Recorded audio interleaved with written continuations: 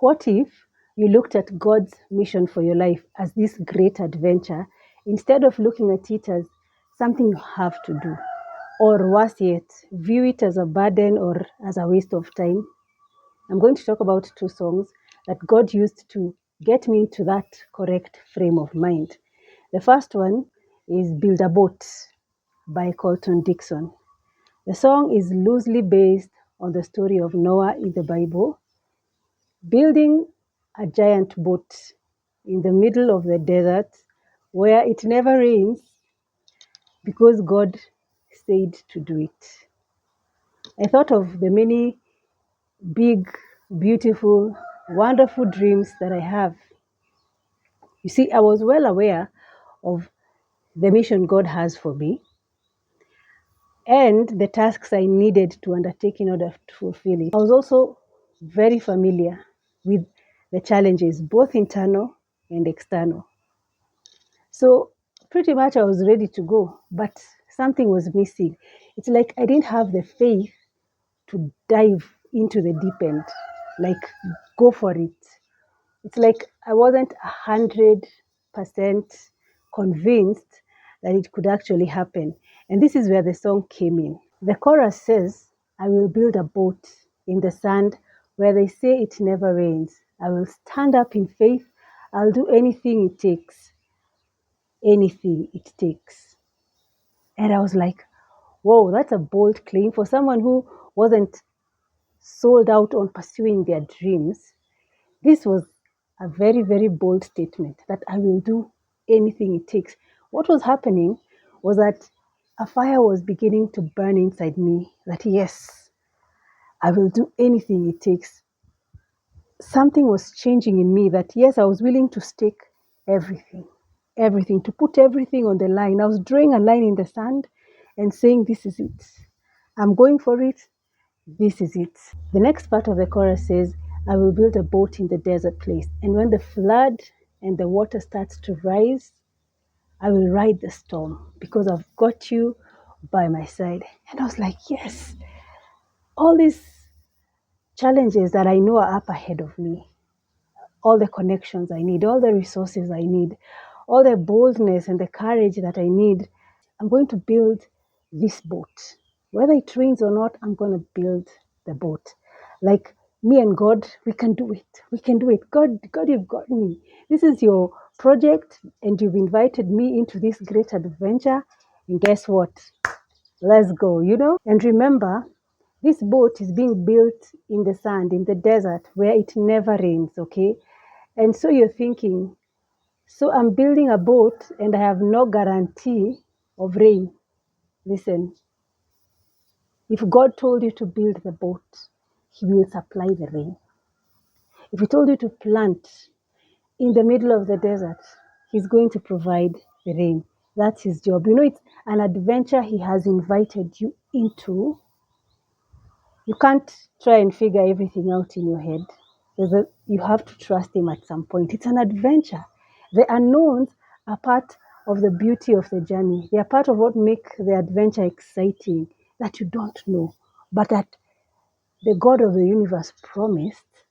And so something is going to happen. He's going to make it happen, So yes, it doesn't rain where He told you to plant. It doesn't rain where you're building your boat.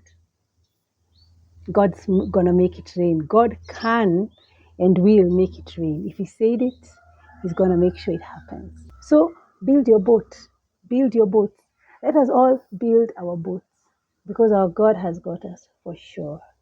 The second song is I Surrender All by Clay Crosse from back in the day.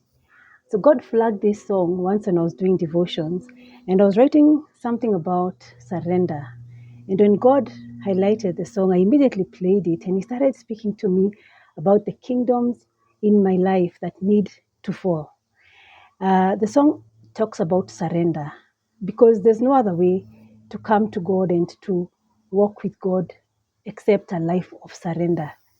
100% surrender to God. And so that's what the song talks about. But in the chorus, there's a part that says, I surrender all, though the price to follow costs me everything. And then towards the end of the chorus, it says, I surrender all. If sacrifice requires that all my kingdoms fall, I surrender all. And so he has this thing, he's talking about kingdoms, castles he had built that need to fall because they were built on sand, because he built it his own way, not God's way. Like, it's all about everything that is not of God to fall and God to arise as the only and everything of our lives. And so the first kingdom God told me that needs to fall in my life was fear. Man, I had erected this massive altar to fear.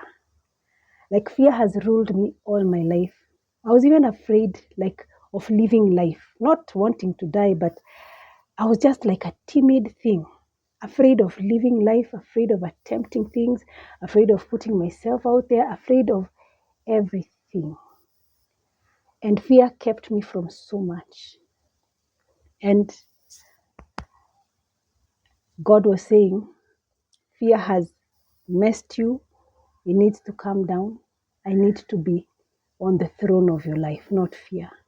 And the second kingdom God told me needs to fall is rebellion. Doing my own thing. My own thing had brought me to where I was. My own thing was me listening to the lies of the enemy, alternative voices that are telling me the wrong things, holding on to false beliefs and wrong mindsets. That was rebellion. It was leading me down those paths, you know. And God was saying, this kingdom needs to fall. You need to do my thing my own way. And I had to start repenting and surrendering. Repenting of things like unforgiveness, bitterness, jealousy, surrendering the traumas that I was holding on to, the pain from the past, you know, from my childhood, from my family. Just, I had to surrender and repent and bring down and smash all those kingdoms. God was not joking. He was saying, then he took me down and showed me everything that needed to come down. They say only what you do for Christ will last. And it's true. Everything you do outside of Christ is a kingdom built on sand. And guess what? If you do not bring it down and allow Jesus Christ to build you, him as the foundation, and allow him to build you up himself, that kingdom will still come down at some point, and it will come down with you and it will destroy you in the process. So how about we, with the help of God, destroy all the kingdoms in our lives and allow Christ to build us up? How about that?